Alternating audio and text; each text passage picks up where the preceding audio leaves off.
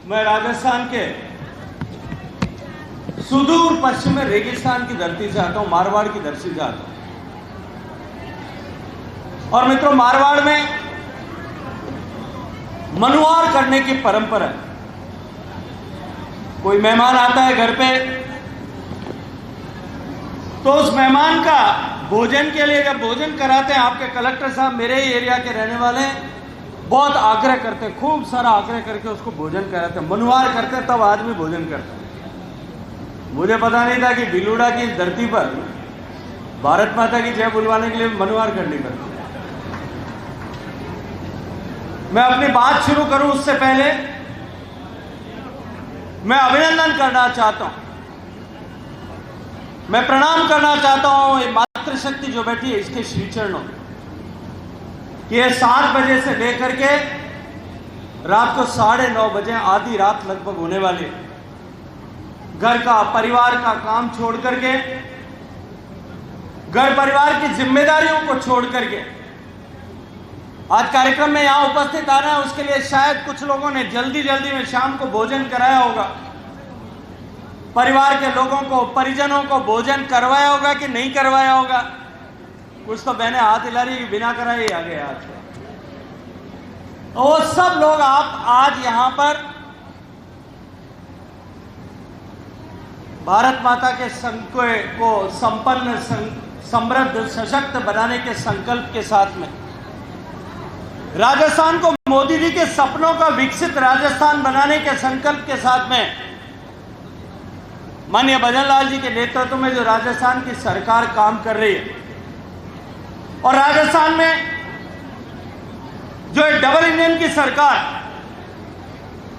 माननीय मोदी जी के सपनों का विकसित भारत बनाने के लिए काम कर रही है, उसकी बात सुनने के लिए, उस सरकार के प्रतिनिधियों से संवाद करने के लिए, बातचीत करने के लिए विभिन्न अधिकारियों को, जिला के कलेक्टर से लेकर के छोटे बड़े सब अधिकारी जो यहां विभिन्न विभागों के उपस्थित आए, उनको अपना दुख, अपनी तकलीफ बताने के लिए, सरकार की विभिन्न योजनाओं की जानकारी आपको ठीक से हो सके उस जानकारी को प्राप्त करने के लिए, अपने गांव में, अपने क्षेत्र में छोटी बड़ी कोई समस्याएं, चुनौतियां बाकी रह गई होंगी, उनको सरकार के संज्ञान में, अधिकारियों के संज्ञान में लाया जा सके, इसके लिए आप सब लोग इतनी बड़ी संख्या में यहां उपस्थित आए हैं।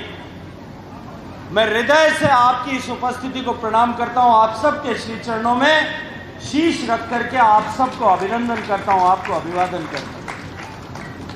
आज इस रात्रि चौपाल में भीलूड़ा की इस ऐतिहासिक धरती, भगवान रघुनाथ जी की धरती पर, जब मुझे भारतीय जनता पार्टी ने, डूंगरपुर की भारतीय जनता पार्टी की इकाई ने जो अवसर दिया, मैं उसके लिए पार्टी के नेतृत्व को और भारतीय जनता पार्टी की जिला इकाई को हृदय से धन्यवाद करते हुए उनका भी आभार ज्ञापित करना चाहता हूं। आज इस कार्यक्रम में मंच पर उपस्थित भारतीय जनता पार्टी के सम्मानित प्रदेश के उपाध्यक्ष, मेरे अभिन्न मित्र, और छात्र संघ के कालखंड से जब मैं छात्रों की राजनीति करता था, जब मैं विद्यार्थी परिषद में एक छात्रों के प्रतिनिधि के रूप में छात्र संगठन में काम करता था, तब से मेरे अग्रज के रूप में, मेरे मार्गदर्शक के रूप में, मेरे प्रभारी के रूप में काम करने वाले आदरणीय नार सिंह जी जोधा साहब, मंच पर उपस्थित भारतीय जनता पार्टी के सम्मानित जिलाध्यक्ष जी,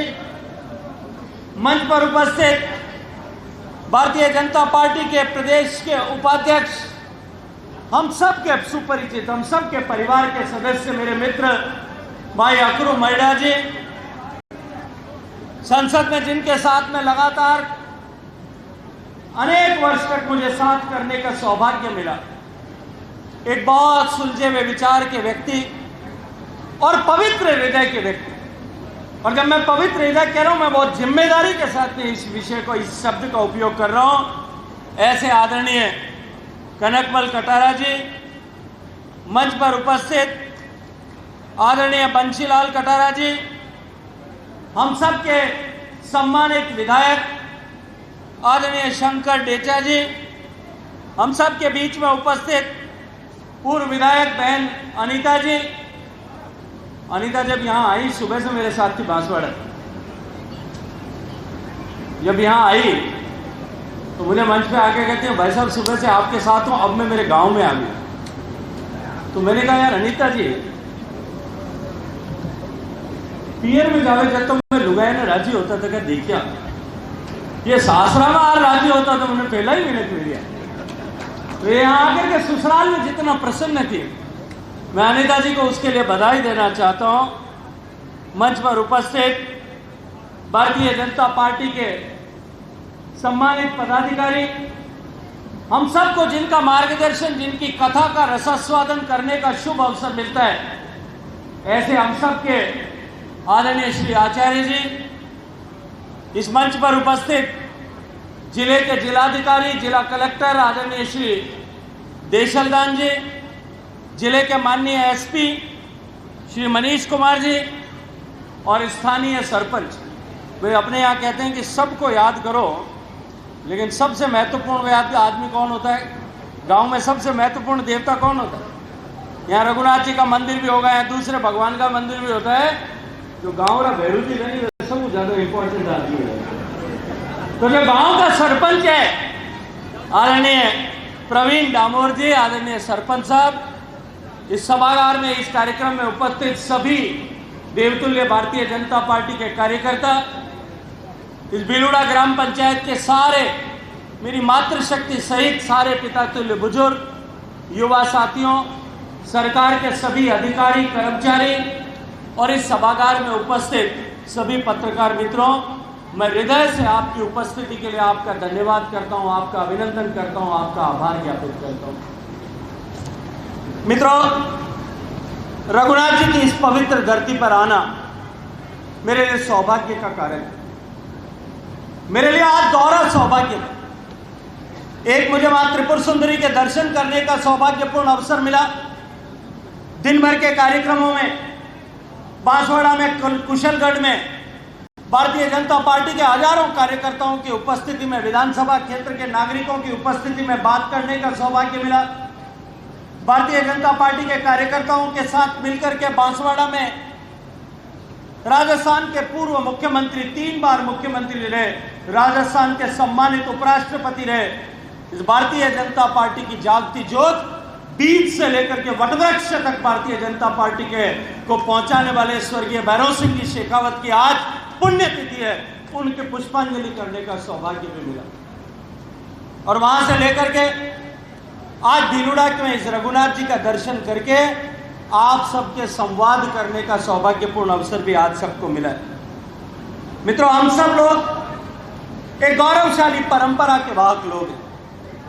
हम सब लोग एक ऐसे क्षेत्र के लोग हैं, वागड़ की धरती के लोग हैं, जिन्होंने इस धरती की संस्कृति, सांस्कृतिक आत्मा और सांस्कृतिक चेतना को बनाए रखने के लिए पीढ़ियों तक संघर्ष किया। सनातन की संस्कृति को बचाए रखने के लिए इस वागड़ के वीरों ने, गांव में बैठे, सुदूर जंगलों में बैठे हुए आदिवासियों ने संकल्प के साथ में इस संस्कृति को बचाने के लिए अपने आप को समर्पित किया, अपने आप को कुर्बान किया, अपने आप को बलिदान किया।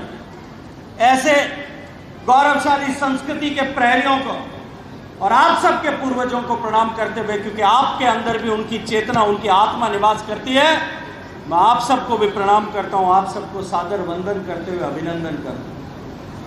मित्रों, आज का यह सम्मेलन कोई राजनीतिक भाषण का विषय नहीं, जैसा अभी आदरणीय उद्घोषक कह रहे थे, आदरणीय कनक जी जिस बात की चर्चा कर रहे थे, सीईओ साहब बात कर रहे थे कि संवाद का विषय, एक संवाद का अवसर है, जब हम एक दूसरे की बात सुने।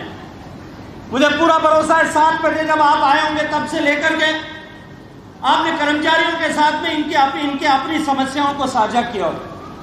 आपने जो अधिकारी आए हैं उन्होंने आपकी बात को सुना हो। जिला अधिकारी से लेकर के जनप्रतिनिधियों तक सबने, राजनीतिक नेतृत्व को आपने अपनी बात सुनाई होगी।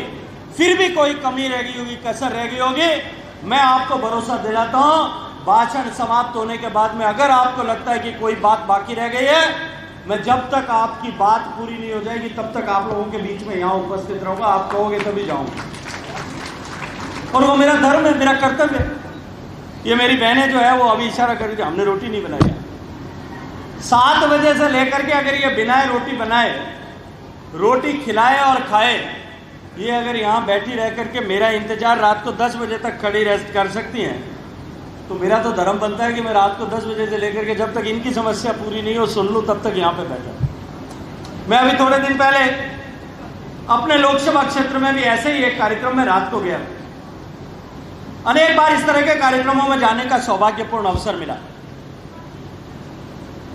इस ग्राम रथ अभियान, अभिनंदन करता हूं राजस्थान के सम्मानित मुख्यमंत्री भजनलाल जी का, कि जनता के साथ में सीधा जुड़ने के लिए उन्होंने जो है अनूठा प्रयास प्रारंभ किया, उसमें शरीक होने का, सम्मिलित होने का अवसर मिला। मैं अपने विधान लोकसभा क्षेत्र में एक गांव में गया, बड़ी संख्या में जैसे आप लोग बैठे हैं इसी तरह से मैं 7 बजे जब वहां पहुंचा, ऐसे मत कहते ना कि खुद के यहाँ तो टाइम पे जाते हो, यहाँ लेट है, लेकिन जब मैं वहां पे पहुंचा मैंने वहां अपने लोगों से कहा एक बार बात सुन लीजिए, उसके बाद में ये भाषण का मात्र अवसर नहीं है, मैं आपके साथ में संवाद करूंगा, हर एक की बात को सुन करके जाऊंगा। और मैंने जब आखिरी आदमी की बात सुनी तब देशोदान जी, आप अनुपाल जी से पूछना, जैसलमेर की जिला कलेक्टर से, जब आखिरी व्यक्ति का कागज लेकर के उसकी बात सुनी थी तब रात के 2:45 बजे, 7 बजे से लेकर के 2:45 बजे तक रात को मैंने एक एक व्यक्ति की बात सुनी। मैं अपने लोकसभा क्षेत्र के लिए, लोगों के लिए अगर सुन सकता हूं तो आप मेरी माताएं बहनें, इतने सारे लोग, अगर आप सब लोग आए, जब तक आप लोगों के आखिरी लोग अगर कोई बात सुनाना चाहे वो नहीं सुनाएंगे, तब तक मैं आपके सेवा में उपस्थित रहूंगा, इस बात का भरोसा आपको दिलाता। मित्रों, इस क्षेत्र में मैं अन्य विषयों पर बात करूं, राजस्थान की सरकार की उपलब्धियों पर बात करूं, लेकिन उससे पहले एक बात करना चाहिए।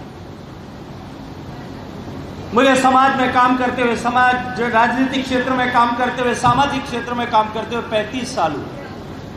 देश और दुनिया के विभिन्न क्षेत्रों में, देश में जाकर, विभिन्न क्षेत्रों में जाकर के अनेक प्रांतों में जॉब काम करने का सौभाग्य मिला। डूंगरपुर बांसवाड़ा की धरती पर जिस तरह से गरीबों को भरगला करके, उनको जिस तरह से लोभ लालच दे करके, प्रलोभन दे करके, जिस तरह से उनको अपनी सांस्कृतिक जड़ों से काटा जा रहा है, ये निश्चित रूप से हम सब लोगों के लिए चिंता का विषय है। मैं आज इस मंच पर खड़े होकर के भी आप सबसे आग्रह करता हूं कि जिस विरासत का, जिस परंपरा का संरक्षण हमारे पूर्वजों ने हजारों कुर्बानियां देकर के किया, उस परंपरा को निरंतर प्रवाहमान बनाए रखने की जिम्मेदारी हम सब की, जिम्मेदारी हम सबको लेना चाहिए। मित्रों, हमारा किसी पूजा पद्धति से किसी तरह का बैर नहीं, लेकिन किसी भी तरह से लोभ लालच और प्रलोभन देकर के गरीब आदिवासियों का, उनके मत, उनके विचारधारा में, उनकी पूजा पद्धति में छल से, प्रलोभन से, षड्यंत्र से उनको उससे दूर किया जाएगा, उसकी चिंता समाज और सरकार दोनों करेगी।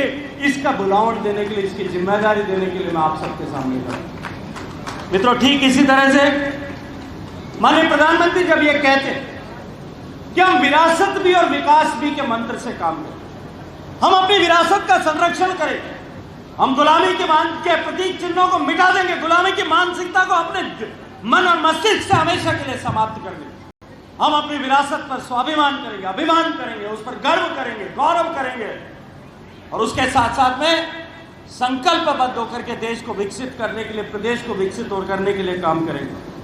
इसलिए मैं आप सबसे निवेदन करता हूं, जो कोई हमको अपनी जड़ों से दूर करने का प्रयास कर रहा है, उसके ऐसे हर प्रयास से समाज को बचाने की जिम्मेदारी जो है, विरासत के संरक्षण की जिम्मेदारी समाज की। इसी के साथ साथ में आज हम एक पंचायत के कार्यक्रम में एकत्रित हुए। मैं तो पश्चिमी क्षेत्र का निवासी हूँ, हमारे यहाँ तो पंचायत में होती छोटी छोटी, और हमारे यहाँ पंचायत में इतने सारे लोग, मुझे तो लग रहा था कि विधानसभा का कार्यक्रम। फिर मैंने धीरे से कान में पूछा कनक जी को, मैं कहा कनक जी, ये पूरी विधानसभा के लोगों को इकट्ठा किया है क्या? इतनी सारी बहनें आई है, इतनी सारी माताएं आई हैं, इतने सारे लोग आए। तो उन्होंने कहा कि पूरी विधानसभा के लिए, ऐसा विधानसभा होती तो शायद ये पंडाल से इससे 4, 5, 10 गुना लोग होते, तो केवल भिलूड़ा गांव के लोग आए। भिलूड़ा पंचायत के इतने सारे लोग जब आज हम सब यहाँ एकत्रित हुए, तब मैं आप सबसे इतना निवेदन करना चाहता हूँ, एक बात आपको कहना चाहता हूँ। देखिए, आज़ादी के बाद में, जिस आज़ादी को हमने हजारों लोगों की कुर्बानी के बाद में प्राप्त की, देश की आज़ादी की लड़ाई में हजारों लोगों ने हंसते हंसते फांसी के फंदे पर झूल जाना स्वीकार किया, तब जाकर के हमको आजादी मिली। इस आजादी की लड़ाई में ऐसे अनेक लोग होंगे जिन्होंने हंसते हंसते सीने पर गोली खाई, तब जाकर के ये देश आजाद हुआ। ऐसे कितने लोग होंगे जिन्होंने लाठियों के प्रहार सहे होंगे, कोड़ों की मार सही होगी, तब जाकर के हमारा भारत देश आजाद हुआ। इसके साथ साथ में जब हमारे देश में आजादी की उस लड़ाई में कितने लोग ऐसे थे, सावरकर जैसे लोग जिनको काल कोठरियों में कैद कर दिया गया था, जिनको कोलू में बैल की जगह जिनको जोत करके तेल निकाला जाता था, उन लोगों के बलिदान के चलते हमको आजादी मिली। लेकिन आजादी के बाद में भी जिस तरह की सरकारें देश में बनी, वो सरकारें निरंतर काम करती रही। उन्होंने आश्वासन दिए, गरीबी हटाओ के नारे दिए, जन कल्याण की बातें की, चर्चाएं की, लेकिन देश में न जहां गरीब का कल्याण हुआ, न गरीब के जीवन में परिवर्तन लाने के लिए किसी ने जिम्मेदारी के साथ में काम किया। मैं अभिनंदन करना चाहता हूं डूंगरपुर के निवासियों का, इस बिल्लुड़ा के निवासियों कि आपने 2014 में नरेंद्र मोदी जी के नेतृत्व में सरकार बनाने के लिए यहां से 2014 में कमल खिला करके भेजा, 2019 में यहां से कमल खिला करके आदरणीय पहले मानशंकर नीनामा जी को और बाद में कनक जी को यहां से सांसद बना करके आपने मोदी जी की सरकार बने, देश का प्रधानमंत्री नरेंद्र मोदी बने, इस संकल्प को सिद्ध किया। और उसका परिणाम था, देश के प्रधानमंत्री बनने के साथ नरेंद्र मोदी जी ने कहा, मेरी सरकार गांव, गरीब, किसान, पीड़ित, वंचित, शोषित, दलित, महिला, युवा, इन सब के लिए, किसान के कल्याण के लिए काम करेगी। और आज मैं इस मंच पर खड़े होकर के जिम्मेदारी के साथ में यह बात कह सकता हूं कि माननीय मोदी जी की सरकार बनने के बाद में जिस तरह से, जिस रीति से काम हुआ, देश की सरकार ने जिस तरह से गरीब के जीवन में परिवर्तन लाने के संकल्प के साथ में काम किया। भारतीय जनता पार्टी से पहले जब जनसंघ होती थी, आप में से बहुत सारे पुराने लोगों को स्मरण होगा, 2 दिए वाली पार्टी होती थी, दिया बाती वाली पार्टी होती थी। उस पार्टी के समय में भी पार्टी के संस्थापकों ने जो बात की थी कि देश के विकसित होने का रास्ता गरीब के घर के होकर के जाता है, हमको गरीब के जीवन में परिवर्तन लाने के लिए काम करना पड़ेगा। गरीब का बेटा नरेंद्र मोदी देश का प्रधानमंत्री बना, तब हमने देखा, हमने परिवर्तन को महसूस किया, हमने देखा माननीय मोदी जी ने एक नया रास्ता बनाया, एक नया मार्ग, गवर्नेंस का एक नया मॉडल जो है वो देश में स्थापित किया। क्योंकि इससे पहले भी योजनाएं बनती है, सरकारी अधिकारी जो बैठे हैं, आदरणीय कलेक्टर साहब और एसपी साहब, ये तो नए नए अधिकारी बने, लेकिन क्योंकि देशलदान जी तो गांव से आते हैं, मैं जानता हूं, लेकिन जो पुराने लोग बैठे यहां पर, उन्होंने देखा हो पहले योजनाएं बनती थी, उन योजनाओं का लाभ कुछ सेलेक्टिव लोगों को मिलता था या कुछ इलेक्टिव लोगों को मिलता था। या तो जनप्रतिनिधि उन योजनाओं का लाभ प्राप्त कर लेते थे। गांव में इंदिरा आवास बनता था, तो इंदिरा आवास में किसका घर बनता था? सरपंच साहब का घर बनता था या एमएलए साहब के रिश्तेदारों का घर बनता था। गरीब आदमी देखता था और तरसता था कि कभी मेरा भी पक्का घर बने। जब मैं सांसद बना, उससे पहले जब मैं छात्र संघ की राजनीति करता था ना कनेक्ट, तब मैं अपने एमपी साहब के घर जाता था, तो मेरे एमपी साहब के घर पे लोग लाइन लगा के बैठ रहे थे। मैंने एक दिन पूछा, एमपी साहब ये रोज रोज आपके घर पे आते हैं, क्यों बैठे? तो एमपी साहब ने कहा, भाई साहब ये गैस की पर्ची लेने के लिए आए। तो मैं क्या क्यों भाई गैस की पर्ची खामे चाहे? तो क्या साहब या गैस कनेक्शन लेने के लिए एक एमपी एक साल में 25 कूपन दे सकता है, 25 लोगों को गैस का कनेक्शन दिला सकता है। अब आप कल्पना करो, एक एमपी के लोकसभा में कितने वोट होते हैं? 20-22 लाख वोट होते हैं। 22 लाख वोटों का मतलब 5 लाख घर होते। 5 लाख घरों में से 25 लोगों को एमपी साहब की यह ताकत थी कि वो 25 लोगों को पिछले दरवाजे से गैस का कनेक्शन दे सके। वो लोग आते थे मेरे एमपी के घर पे आकर के कहते थे, भाई साहब घर में तो गैस का चूल्हा आपने दिला दिया, बेटी की शादी कर रहा हूँ, ससुराल जाएगी, वहाँ गैस का चूल्हा नहीं है, गैस का चूल्हा उसको नहीं मिलेगा, वहाँ जाकर के चूल्हे में फूंक मारेगी, आंख में से आंसू आएगी, मुझे बद्दुआ देगी कि मेरे को ऐसे घर में भेज दिया जहाँ गैस का चूल्हा भी, मेरे को धुएं से मेरी आंखों में आंसू निकलते हैं और मुझे एक बीड़ी के बंडल जितना धुआं जो है अपने सीने में जज्ब करना पड़ता है। ये नरेंद्र मोदी की सरकार बनी। नरेंद्र मोदी ने सरकार बनने के बाद में कहा हर घर तक बिजली पहुंचे। मुझे याद आता है जब माननीय प्रधानमंत्री जी के नेतृत्व में सरकार बनी थी, सरकार बनने के थोड़े से दिन बाद में कनक जी थोड़े से दिन बीते थे, हमारा यान मंगल ग्रह पर पहुंचा। सब लोग संसद में बधाई दे रहे थे, सब लोग सरकार को धन्यवाद दे रहे थे, कुछ लोग उसमें भी राजनीति करने की कोशिश कर रहे थे, क्योंकि देश में कई लोग ऐसे हैं जिनको चाहे कुछ भी हो जाए उसमें उनको राजनीति थी। कोविड के टीके बने तो कहा ये टीके तो अच्छे नहीं, ये तो जो है बीजेपी के टीके। आप सब लोगों ने कोविड का टीका लगाया था कि नहीं लगाया? लगाया कि नहीं लगाया? हाथ खड़े करके बताओ भाई, लगाया कि नहीं लगाया? सबने, जिसने लगाया 2-2 बार वो हाथ खड़े करो दोनों, जिसने एक बार लगाया वो एक बार हाथ खड़े करो। सबको टीका लगा था। आप सब जब टीका लगा, ये हमारे लोग जितने बैठे इनके टीका लगा तब इन्होंने फोटो खींच करके और फेसबुक पे चढ़ाया था कि नहीं चढ़ाया? तो मैं आपको चुनौती देता हूं, एक भी कांग्रेस के नेता का फोटो देख करके बता दो, एक भी नहीं मिलेगा। क्यों नहीं मिलेगा? कभी सोचा? जब कोविड का टीका बना तो उन्होंने कहा ये तो आरएसएस का टीका है, ये तो बीजेपी का टीका है, इस टीके को तो हमने लगाएंगे। और फिर जब टीके से सब ठीक होने लगे, किसी को कोविड नहीं हो रहा था, तो चुपचाप अंधेरे में रात को जाकर के लगवा के आ गए और फिर फोटो में किसी को बताया नहीं। उनको विरोध करना, हर चीज का विरोध करना। ऐसे विरोध करने वाले लोगों ने उस बारे में कई सारी टिप्पणियां उस दिन भी की। जब मेरा मौका आया, मुझे बात करने का अवसर दिया पार्टी ने, तब मैंने लोकसभा में खड़े होकर के कहा था कि माननीय प्रधानमंत्री जी, हम बेशक चांद पे पहुंच गए, हम बेशक जो है मंगल ग्रह तक भी पहुंच गए, कभी उससे आगे भी चले जाएंगे, लेकिन मैं जिस क्षेत्र का प्रतिनिधित्व करता हूं राजस्थान में, मेरा जो गरीब आदिवासी पहाड़ी पर बैठा है, या जो गरीब व्यक्ति मेरे क्षेत्र में सुदूर ढाणी में कहीं घर बसा करके बैठा, उसके घर में आज भी बिजली नहीं। मैं तो बोल करके बैठ गया। 2 दिन बाद में मुझे लोकसभा में एक पर्ची मिली कि आपको प्रधानमंत्री जी याद करें। मैं प्रधानमंत्री जी के ऑफिस में गया, मैं भी नया एमपी बना था, बटन बंद करके ठीक से ऐसे अटेंशन होकर के जाके खड़ा हो गया कि साहब बताओ, मुझे डर लगा पता नहीं क्या कहेंगे, क्यों बुलाए। वो तो मैं भूल गया था, मैंने भाषण दिया। वो तो महाराज मेरे को बुलाया और मेरे को कहा कि तुमने कल कहा कि एक जो है आज भी हमारे बच्चे लालटेन में पढ़ते हैं, ऐसा क्यों है? तो मैंने कहा कि माननीय प्रधानमंत्री जी, आप जब गुजरात में मुख्यमंत्री थे आपने हर घर बिजली पहुंचा दी, लेकिन हमारे राजस्थान में तो अभी तक हजारों घर ऐसे हैं जहां बिजली नहीं। तब उन्होंने एक कमेटी बनाई, उसने सर्वे किया, देश में 18,000 पंचायतें ऐसी थी जहां बिजली नहीं पहुंची। 18,000 पंचायत, भीलूड़ा जैसी 18,000 पंचायतें थी जहां 21वीं शताब्दी में भी बिजली नहीं थी। तब नरेंद्र मोदी जी ने कहा कि हम 1000 दिन में देश के हर घर तक बिजली पहुंचाएंगे, हर घर तक बिजली पहुंचाएंगे। माननीय प्रधानमंत्री जी ने कहा हर घर तक गैस का चूल्हा पहुंचे। जिस गैस के एक कनेक्शन के लिए एमपी साहब के घर के दरवाजे पर बैठना पड़ता था, हमने देखा कि गैस एजेंसी के लोग और सरकार के कर्मचारी एक आदमी को ढूंढ करके एक बहन के घर पे गैस का कनेक्शन है कि नहीं पहुंचाए।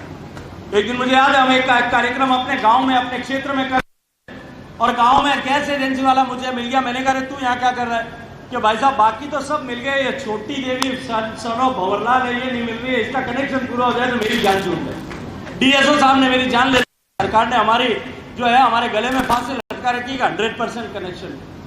ये नरेंद्र मोदी ने तय किया। उन्होंने तय किया हर गरीब का घर बनना चाहिए, हर गरीब के घर में बैंक का खाता खुलना चाहिए, हर किसान को किसान सम्मान निधि मिलनी चाहिए। कोई भेदभाव किसी तरह का हमारे यहाँ पे नहीं। गरीब को सशक्त करने के मंशा के साथ में काम हुआ।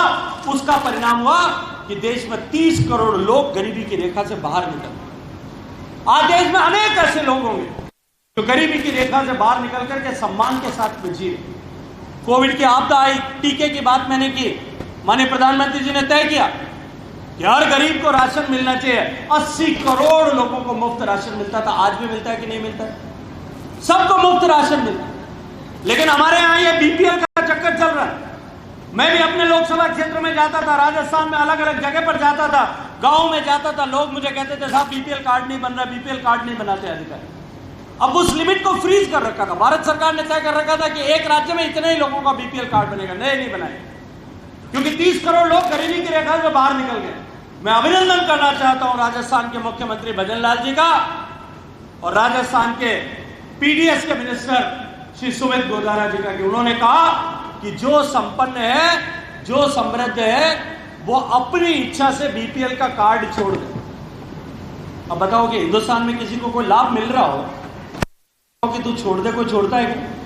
कोई छोड़ेगा क्या? कोई छोड़ेगा?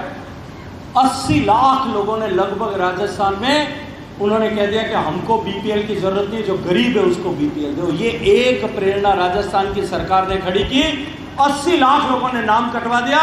अब राजस्थान में कहीं कोई कहता ही नहीं है कि बीपीएल का कार्ड बनवा दो। भाई साहब लाइन लगा करके बीपीएल का कार्ड बनते हैं। आप में से भी किसी के बनाना हो और अगर पात्रता रखते हो तो अभी यहीं पे बता देना, आज ही जो है कलेक्टर साहब के यहाँ पे अधिकारियों का नाम लिखा देना, आपका नाम बन जाए। इस तरह से प्रदेश देश को परिवर्तित करने के लिए, समाज को परिवर्तित करने के लिए सरकार ने कहा। मैंने इन योजनाओं की बात की। अभी आप यहाँ चर्चा कर रहे थे, उद्घोषक बात कर रहे थे, पांड्या जी बात कर रहे थे, आदरणीय कनक जी बात कर रहे थे पीने के पानी के संकट, 212 गांवों की स्कीम की बात कर रहे थे। मैं जब मंत्री था, मुझे 2019 में जब माननीय प्रधानमंत्री जी ने जल जीवन मिशन घोषित किया था, आपके आशीर्वाद से, भगवान रघुनाथ जी की कृपा से, मां त्रिपुर सुंदरी के आशीर्वाद से मुझे प्रधानमंत्री जी ने घर घर तक पानी पहुंचाने का मौका दिया। जब मुझे पानी का मंत्री बनाया, उसके थोड़े दिन बाद 2018 में राजस्थान में, क्योंकि कांग्रेस की सरकार बन गई थी, नीति आयोग की एक मीटिंग थी, देश भर के राज्यों के मुख्यमंत्री आए हुए थे। राजस्थान के उस समय के मुख्यमंत्री अशोक गहलोत साहब आए हुए थे। राष्ट्रपति भवन में मीटिंग थी। अशोक गहलोत साहब ने प्रधानमंत्री जी को कहा कि धन्यवाद देता हूं कि आपने राजस्थान के आदमी को पानी विभाग का मंत्री बनाया। तो प्रधानमंत्री जी ने तपाक से अशोक गहलोत साहब को कहा कि अशोक जी, मैं जानता हूं कि राजस्थान के बेटे, और वो भी पश्चिमी राजस्थान के बेटे से ज्यादा पानी का मोल कोई नहीं समझ सकता, कोई नहीं जान सकता। मुझे आपके आशीर्वाद से वो जिम्मेदारी मिली। मैंने देश भर में जब मुझे काम मिला था तब 3 करोड़ घर तक पानी जाता था। देश में 19 करोड़ घर हैं, केवल 3 करोड़ घर तक पीने का पानी जाता था। 16 करोड़ घरों की माताओं बहनों को पीने का पानी लेने के लिए घर से बाहर निकल करके जाना पड़ता। पांड्या जी, आपके यहाँ तो, आपके क्षेत्र में तो अनिता जी नदी बहती है, पास में माही नदी बहती है। भगवान का वरदान है यहाँ पे, भगवान वरुण की कृपा है यहाँ पे। नदी है, नाला है, तालाब है, पोखर है। मैं तो जिस क्षेत्र से आता हूँ, ये नार सिंह जी मेरे पड़ोस से आते हैं, ये देशलदान जी मेरे क्षेत्र से आते हैं, हमारे यहाँ तो पानी नहीं है। एक माता को, एक बहन को पानी लेने के लिए अपने जीवन में जितने कदम चलना पड़ता। जब मां छोटी होती है ना, बेटी छोटी सी 10-12 साल की होती थी हमारे यहाँ, तो एक छोटा सा मटका होता था, उसको गड़ूला कहते थे। आप लोगों को क्या पता नहीं क्या कहते। एक छोटा सा मटका लेकर के अपनी माँ के साथ, अपनी दादी के साथ, अपनी नानी के साथ, अपनी मासी के साथ, अपनी काकी के साथ, अपनी बड़ी बहन के साथ, अपनी बुआ के साथ माथे में मटका लेकर के वो भी बातें करते करते जाती थी पानी लेने के लिए। वहां से शुरू होती थी रात यात्रा। वो बड़ी होती जाती थी, उम्र बढ़ती थी, बड़ी होती थी, उसकी परिवार में भूमिका बदलती। वो छोटी बेटी से बड़ी हो जाती, बड़ी बेटी से बड़ी शादी हो जाती, किसी घर की बहू बन जाती, बच्चे हो जाते, मां बन जाती, बच्चों के बच्चे हो जाते तो वो शायद सास बन जाती, और बच्चों के बच्चे हो जाते तो वो उनके भी बच्चे हो जाते तो दादी और नानी बन जाती। सब भूमिकाएं उसकी बदलती, केवल एक चीज परिवर्तित नहीं होती थी, वो मटका। उसमें फर्क भी आता, छोटी छोटी, छोटा मटका होता, बड़ी हो जाती, थोड़ा बड़ा हो जाता, और बड़ी हो जाती, शरीर में थोड़ी शक्ति बढ़ती, तो छोटे बड़े मटके के ऊपर एक और मटका आ जाता और वो छोटा वाला घड़ूला ऊपर चला जाता। 3-3 मटके लेकर के जाती थी कि नहीं जाती।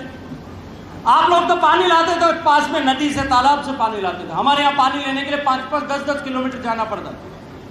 एक माता, एक बहन जैसे जैसे बूढ़ी होती थी, धीरे धीरे वो मटकियां ऊपर बढ़ती थी तो वापस कम होती थी, और बुजुर्ग महिला जब 60, 65, 70 साल की हो जाती, कमर झुकने लगती, तब वो छोटे वाला घड़ूला बाकी रह जाता था, बाकी सब अपने आप उतर जाते। लेकिन वो माताएं बहनें जीवन पर्यंत पानी लेने के लिए जितने कदम चलती थी, अगर उन कदमों को नाप लें तो अपनी पूरी पृथ्वी के, धरती के 3 बार परिक्रमा हो जाए, इतनी परिक्रमा करती थी, इतना परिश्रम करती। मोदी जी ने मुझे आशीर्वाद दिया, मुझे जिम्मेदारी दी कि हर मां के माथे पर से मटके का बोझ उतारना। मेरी कलम में ताकत थी, आपके आशीर्वाद से मुझे कलम मिली। मैंने सबसे ज्यादा पैसा राजस्थान को दिया, 27,000 करोड़ रुपया उस समय दिया, और मैंने कहा था इसके अलावा भी अगर आपको चाहिए मैं पैसा देने के लिए तैयार। लेकिन दुर्भाग्य से उस समय जो सरकार में बैठे हुए लोग थे, उनके मन में पानी पहुंचाना सेवा का माध्यम नहीं था, पानी के पैसे में उन्होंने भ्रष्टाचार खोजा। उसके कारण से राजस्थान पीछे रह गया। देश में 16 करोड़ कनेक्शन मैंने कराए, देश में जहां केवल 16% घरों तक पानी पहुंचता था। जब 2024 का चुनाव हुआ, जब तक मेरे पास जिम्मेदारी थी, प्रधानमंत्री जी के आशीर्वाद से देश के 84% घरों तक पीने का पानी पहुंच गया, मात्र 16% बच गए थे। वो दुर्भाग्यशाली राजस्थान के लोग, उन्होंने भ्रष्टाचार किया, भ्रष्टाचारियों को सजा मिल रही। मैंने 2023 के चुनाव में बांसवाड़ा आया था, तब बांसवाड़ा की धरती से मंच पर खड़े होकर के कहा था, जिन्होंने पानी के पैसे इसका पाप किया है वो एक भी व्यक्ति शेष नहीं रहेगा।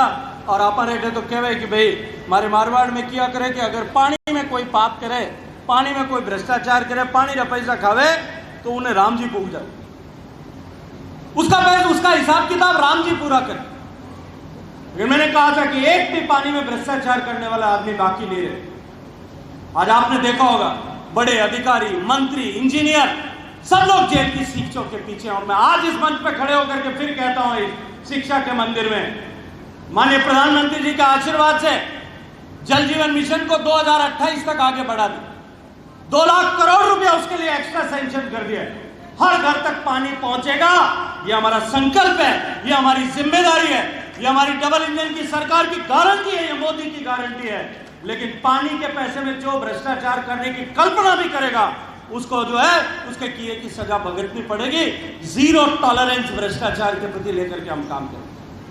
वे तो देश के किसान के जीवन में परिवर्तन लाने के लिए माननीय मोदी जी ने काम किया। माननीय प्रधानमंत्री जी ने कहा देश में केवल 4 जातियां, एक महिला, एक किसान, एक गरीब और चौथा युवा, और कोई जाति नहीं है। उन्होंने कहा ये सब बाकी भेद है। महिलाओं का सम्मान की रक्षा हो, महिलाओं का आत्मसम्मान बढ़े, महिलाओं को जात बराबरी के अवसर मिले, इस सब के लिए उन्होंने काम किया। मैं उसमें विस्तार से नहीं जाना चाहता, लेकिन एक बात का उल्लेख अवश्य करूंगा। देश के प्रधानमंत्री ने कहा कि महिलाओं को अब केवल महिलाओं को सशक्त करने की जरूरत नहीं है, देश को सशक्त करने में, देश को लीड करने में, देश के आगीवान बराबरी से महिलाएं हो, इसके लिए 33% विधानसभा में और लोकसभा में आरक्षण जो है वो महिलाओं को मिलना चाहिए। और ये जो मेरी बहनें बैठी है ना, ये मोदी जी का संकल्प जिस दिन सिद्ध हो जाएगा, मुझे पता लगेगा कि अगली बार जो है यहाँ बागीदौरा में या यहाँ जो है इस विधानसभा क्षेत्र में, और इसका पता नहीं अगली बार इनमें से कोई बहन या कोई बेटी विधायक बन जाएगी, सांसद बन जाएगी। और फिर ये कनकमल जी कटारा और हम सब ये जितने बैठे ना, अखरू महिला जी और ये सब माला पहनाएंगे, फूल पकड़ाएंगे, हमारे MP साहब आ गए। ये परिवर्तन लाने के लिए माननीय प्रधानमंत्री जी ने काम किया। लेकिन ये दुर्भाग्य कि विपक्ष के लोगों ने उस पर भी राजनीति की, विपक्ष के लोगों ने उस पर भी कोशिश की, महिलाओं को हक दिलाने से रोकने का प्रयास किया, लोकसभा के पटल पर उसका विरोध किया। लेकिन मैं आज आपको इस रघुनाथ जी की धरती से कहता हूं, ये नरेंद्र मोदी का संकल्प है कि देश की हर महिला को यह हक मिलेगा, देश की महिलाओं को नेतृत्व करने की क्षमता मिलेगी। हम इसका संकल्प लेकर के काम करें। चाहे एक बार रोक दिया होगा, लेकिन हमारे ये प्रयास निरंतर बने रहेंगे, हम निरंतर उसके लिए काम करें। देश के किसानों का भला करने के लिए माननीय नरेंद्र मोदी जी के नेतृत्व में अनेक योजनाएं प्रारंभ की। मुझे देश के कृषि मंत्री के नाते काम करने का सौभाग्य भी मिला है। मोदी जी के पहले कालखंड में मैंने कृषि मंत्री के नाते काम किया। मैं जिम्मेदारी के साथ में एक बात कह सकता हूं, किसानों की जब कभी कहीं बात होती थी तो स्वामीनाथन आयोग की चर्चा होती थी कि स्वामीनाथन आयोग की रिकमेंडेशन को लागू किया जाना चाहिए। ये नरेंद्र मोदी देश का प्रधानमंत्री बना, ये मैं नहीं कहता। डॉक्टर स्वामीनाथन आज इस धरती पे नहीं है, उनको पद्मश्री मिली थी। उन्होंने खुद लिख करके अखबार में कहा, आज जो है बड़ा आर्टिकल लिखा, उन्होंने कहा कि देश में अगर किसान के भले के लिए और खेती के कल्याण के लिए, कृषकों के कल्याण के लिए अगर किसी ने काम किया तो देश के प्रधानमंत्री नरेंद्र मोदी ने। अभी मोदी जी ने हम सबसे आह्वान किया कि हम सबको प्राकृतिक खेती की तरफ जाना है। यहाँ आदिवासी क्षेत्र में पहले कोई ये जो रासायनिक खाद है इनका उपयोग नहीं करता, कोई उसका उपयोग नहीं करता। और मैं तो एक इंटरनेशनल किसान हूं, मुझे तो देश में और दुनिया भर के अलग अलग जगहों पर जाकर के खेती करने का, हल चलाने का सौभाग्य मिला। दुनिया के बहुत सारे देशों में जाकर के खेती करने का सौभाग्य मिला। मैं जिम्मेदारी के साथ में एक बात कहता हूं, मैं अपने अनुभव के आधार पर एक बात कहता हूं, अगर प्राकृतिक खेती को किसान अपना ले, एक तरफ एक दिन भी उसकी आमदनी कम नहीं होती, एक वर्ष भी कम नहीं होती, दूसरी तरफ उसका उत्पाद की गुणवत्ता बढ़ती है, उसका प्रोडक्शन बढ़ता है और उसका खर्चा जो है वो कम हो जाता है, खर्चा समाप्त हो जाता है। एक गाय अगर प्राकृतिक खेती पद्धति से अगर कोई खेती करता है वो 25 एकड़ में अगर घर में एक गौ माता को रखता है तो वो 25 एकड़ में एक गौ माता के गोबर से, एक गौ माता के गौमूत्र से बना करके खाद बना करके खेती कर सकता है। 1 रुपए का भी खाद बाहर से खरीदने की आवश्यकता नहीं। और मैंने ये करके देखा, इसलिए मैं जिम्मेदारी के साथ में ये बात कह रहा हूं। और वैसे भी हमारी संस्कृति में हम धरती को माता मानते कि नहीं मानते? धरती हमारी माता है कि नहीं? ये धरती, ये जंगल, ये जमीन, ये हमको प्रकृति के प्रदत्त उपहार है। हम उसके मालिक हैं, हम उसके मालिक नहीं, हम उसके केवल कस्टोडियन है। हमको रखने का, संभालने का अधिकार मिला। हमारी पिछली पीढ़ी ने हमको हस्तांतरित किया और अगली पीढ़ी को हमको देकर के जाना है कि नहीं जाना है? कोई जमीन आपके साथ लेके गए हैं शंकर भाई? कोई साथ नहीं लेकर के गया, हमको आने वाली पीढ़ी को देकर के जाना। अगर पिछली पीढ़ी ने जैसी हमको जमीन दी थी वैसी जमीन हमने आगे नहीं दी तो हमने गलत काम किया कि नहीं किया? अगर पिछली पीढ़ियों ने इसी तरह जल जंगल और जमीन को उजाड़ा होता, इसी तरह से प्रदूषित किया होता, तो क्या आज हम जिंदा रह सकते थे? हजारों साल तक हमारे पूर्वजों ने जंगल को, जमीन को और हमारे जल के स्रोतों को पवित्र बनाए रखा, उनकी शुचिता की चिंतन। लेकिन आज पिछले 50 साल में जिस तरह की दुर्भाग्यपूर्ण परिस्थितियां बनी है, ये 2 पीढ़ी में हमने सवा सत्यानाश करके छोड़ दिया। मार केमिकल फर्टिलाइजर, डाल केमिकल फर्टिलाइजर, 1 एकड़ में एक बार 1 बोरी डाल रहे हैं, अगली बार 1.25 बोरी डाल रहे हैं, दूसरी बार 1.5 बोरी डाल रहे हैं, 5वां साल आता है 2 बोरी डाल रहे हैं। हालत ये हो जाती है कि हमारी धरती बांझ हो जाती है, वो कुछ भी पैदा नहीं करती। अगर उसको परिवर्तित करना है, जो हमारी जिम्मेदारी है, तो उसका मार्ग जो है प्रधानमंत्री जी और हमारे मुख्यमंत्री जी को कहते हैं प्राकृतिक खेती से जाए। मैं आदरणीय कनक जी आपको निवेदन करता हूं और यहाँ अधिकारियों को भी कहना चाहता हूं, प्राकृतिक खेती सिखाने के लिए यहाँ पे हमको कैंप आयोजित करने चाहिए। कुछ सीखने की जरूरत नहीं, 1 घंटे में मैं सिखा दूं, इतना आसान काम, उससे आसान कोई काम ही नहीं। 1 घंटे में सिखाने का काम है। 1 घंटे में अगर सीख जाओगे, पीढ़ियां परिवर्तित हो, क्योंकि ये जल जंगल जमीन जो है, इसके हम कस्टोडियन है, हम मालिक नहीं है। अगर हमको जैसा मिला था, हमारे पूर्वजों ने जैसा दिया, हम आगे वाली पीढ़ी को ठीक वैसा ही देंगे, तो ये हमारा मनुष्यत्व है। अगर हम उसको बेहतर करके देंगे तो यह हमारा देवत्व है, हमारा भगवान के स्वरूप है। और अगर हम उसको बर्बाद करके देंगे तो कहीं ना कहीं तो उसका हिसाब हमको करना ही पड़ेगा, हिसाब देना पड़ेगा। भगवान के घर जाएंगे उस दिन हिसाब देना पड़ेगा। इसलिए मैं आप सबसे निवेदन करता हूं, किसान के कल्याण के लिए माननीय मोदी जी ने बहुत सारे निर्णय किए। किसान की समृद्धि के लिए माननीय प्रधानमंत्री जी ने किसान सम्मान निधि लागू की। किसान सम्मान निधि के 6,000 रुपए हर देश के किसान, देश के हर एक किसान के खाते में हर महीने, हर साल में पहुंचते कि नहीं पहुंचते? और माननीय भजन लाल जी ने कहा कि मैं इसको बढ़ा करके दूंगा, 10,000 कर दूंगा। अब आपके लिए बढ़े हुए पैसे आप लोगों के किसानों के खाते में आना शुरू हुआ कि नहीं हुए? यह परिवर्तन माननीय मोदी जी ने किसानों के लिए किया। युवाओं को देश का भविष्य बनाने का अवसर मिले। हमारे युवा देश के भविष्य हैं, वो बेहतर तरीके से शिक्षित हों, प्रशिक्षित हों, उनका स्वास्थ्य बेहतर हो, उसके लिए माननीय मोदी जी ने अवसरों का सृजन, देश के गरीब आदमी के जीवन में परिवर्तन लाने के लिए माननीय मोदी जी ने काम किया। मित्रों, डबल इंजन की सरकार जिस तरह से समाज परिवर्तन करके देश के निर्माण के लिए काम कर रही है, उसके 2 साल में हमने जो काम किया उसका लेखा जोखा लेकर के आज हम आप सबके बीच में, मैं आप सबका अभिनंदन करते हुए, क्योंकि ये ऐसी कथा है, अगर मोदी जी की सरकार की बात करनी हो ना कनक जी कभी, और भजन जी और मोदी जी की सरकार के बारे में कभी विस्तार से बात करनी है, तो एक काम करना पड़ेगा। वो काम ये होगा कि रघुनाथ मंदिर के बाहर चौक में एक तंबू लगवाना। आपने जागरण वेक नहीं, आपने वे जागरण करो, माता जी ने जागरण कोई करे कि नहीं करे? बताओ भाई, बोलते हो क्यों नहीं? जागरण होता है कि नहीं होता है? जब जागरण होता है, कोई भी जागरण, रात्रि जागरण करता है, तब क्या करते हैं? रात को 9-10 बजे भजन गाना शुरू करते हैं, सुबह 6 बजे तक भजन गाते हैं। जब सूरज की किरण उगती है तब ओम जय जगदीश हरे आरती करके और फिर घर जाते हैं प्रसाद लेकर के। यही करते हैं। जब भजन करते हैं, यार रात को जागरण करते हैं, तो कितने चीजें चाहिए? 4-5 तो भजन ही चाहिए, अबरू भाई चाहिए कि नहीं चाहिए?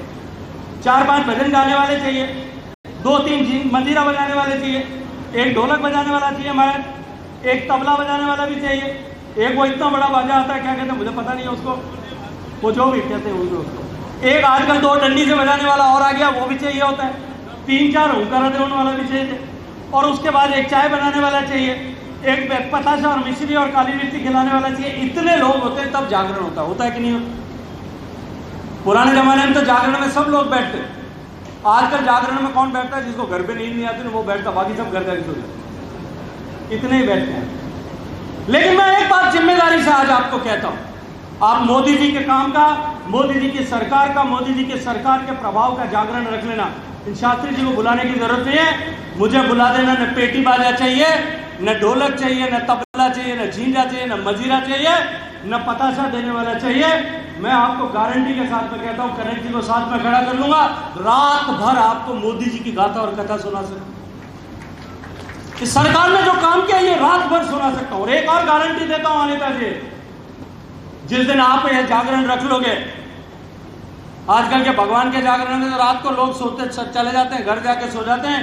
मेरी गारंटी है, कलेक्टर साहब और आप लोग मिलकर के जितने लोग लेके आ जाओगे, 8 साल से लेकर के 80 साल तक का एक भी आदमी रात को पलक नहीं झपकाएगा, रात भर जागता रहेगा, रात भर भजन सुनेगा, मोदी जी की कथा सुनेगा। और गारंटी देता हूं आगे, वो केवल वही नहीं सुनेगा, घर में अगर कोई कमरे में सो रहा होगा और मेरे माइक की आवाज वहां जा रही होगी, भाभी जी के साथ में भाई साहब सो रहे होंगे, वो भी दोनों बालकनी में बैठ करके सुनेंगे, वो भी सो नहीं सकते। क्योंकि हमने देश में परिवर्तन लाने के लिए काम किया, हमने समाज में परिवर्तन लाने के लिए काम किया, हमने लोगों को जीवन को छुआ है। ये प्रदेश की डबल इंजन की सरकार देश के परिवर्तन के संकल्प में विकसित होते हुए भारत के संकल्प को सिद्ध करने के लिए राजस्थान प्रगति का इंजन बने, ग्रोथ इंजन बने, इसके लिए काम कर रहे हैं। और उसकी कथा लेकर के, उसका लेखा जोखा लेकर के इस विकास की यात्रा में, ये विकास का रथ जब यहां पहुंचा है, तब हम सब लोग भागीदार बने, हम सब लोग साथ जुट करके इस विकास के साथी बने। आप सब लोग इस विकास के केवल सहभागी नहीं बने, इस रथ के भगवान श्री कृष्ण की तरह सारथी बने। ये संवाद करने के लिए हम सब आपके साथ में आए। मैं आपका हृदय पूर्वक अभिनंदन करते हुए आप सब लोगों का समय लिया, इतनी देर तक आपने मेरी बात सुनी, मैं आप सबका धन्यवाद करता हूं। जो माताएं बहनें भोजन कराने चली गई उनका भी धन्यवाद करता हूं, जो यहाँ बची रही हैं उनका भी धन्यवाद करता हूं, आप सबका अभिनंदन करता हूं। भारत माता की, भारत माता की। एक बिजली के संकट की भी बात हुई तो वो बाकी रह गई। RDSS का काम देश भर में चल रहा है, 60% पैसा मोदी जी देते हैं। ये पिछली सरकार निकम्मी सरकार थी, उन्होंने काम नहीं किया। मैं आपको भरोसा दिलाता हूं, राजस्थान आज इलेक्ट्रिसिटी सरप्लस स्टेट है। हम केवल राजस्थान के लिए नहीं बिजली बनाते, देश के अन्य प्रांतों को बिजली देने का काम करते हैं। आज देश में सबसे ज्यादा सोलर अगर कहीं है हमारे राजस्थान में, सबसे ज्यादा रिन्यूएबल हमारे कहीं है तो हमारे राजस्थान में। ये पिछली सरकार के नकामारापन के कारण से हमारा जो देबारी में 400 kVS का जो सब स्टेशन बनना था वो नहीं बन पाया, और आपके यहाँ शायद 200 kV का बनना था, वो अभी तक पूरा नहीं। मैं आपको भरोसा दिलाता हूँ, थोड़े से दिन इंतजार करिए। राजस्थान के मुख्यमंत्री भजन लाल शर्मा जी का संकल्प है कि किसान को पानी के लिए, बिजली के लिए रात को जागना नहीं पड़ेगा, दिन में बिजली मिलेगी, गुणवत्ता की बिजली मिलेगी। जहां RDS का काम हो गया वहां बिजली की कोई बात ही नहीं करता, 100% बिजली लोगों को मिल रही है। आपके यहाँ पे भी ये बिजली का संकट जो है हमेशा के लिए समाप्त हो जाएगा। बिजली और पानी के अधिकारियों को एक बात कहना चाहता हूं अपनी बात समाप्त करने के, इस गर्मी के मौसम में बिजली की कटौती शायद हो सकता है कोई कमी आ जाए, पानी का संकट आप ठीक से नहीं पहुंचा पा रहे हो, लेकिन आपका संवाद और आपकी बातचीत में संवेदना और करुणा हमेशा बनी रहनी चाहिए। कहीं अगर कोई ये शिकायत आती है कि कोई अधिकारी, कोई कर्मचारी अगर ठीक से व्यवहार नहीं कर रहा है और व्यवहार में कहीं कमी और कटौती है, मैं आपके सामने माननीय कलेक्टर साहब को निर्देशित करता हूं, तुरंत कार्रवाई करके सरकार को सूचित करिएगा, उसको उसके किया की सजा मिलनी पड़े। हर आदमी के साथ में, चाहे वो कार्यकर्ता है नहीं है, नागरिक है, उसके साथ में सम्मान का व्यवहार हो, ये उसके अधिकार है। और ये माननीय मोदी जी की दी हुई गारंटी है। इस अधिकार को सुनिश्चित करने के लिए भी हम सब लोग काम करेंगे। मैं एक बात आपको कहना चाहता हूं, ये ऐसे RSCB यहाँ बैठे होंगे, आपको पूरी कोशिश करनी चाहिए, प्रयास करना चाहिए कि किस तरह से क्वालिटी की बिजली मिनिमम इंटरप्शन के साथ में यहाँ मिल सके। इसके लिए आप सब लोगों को गंभीरता के साथ में काम करने का प्रयास करने की आवश्यकता है। आप सबको बहुत सारी शुभकामनाओं के साथ भारत माता की, भारत माता की, जोर से बोलो भारत माता की।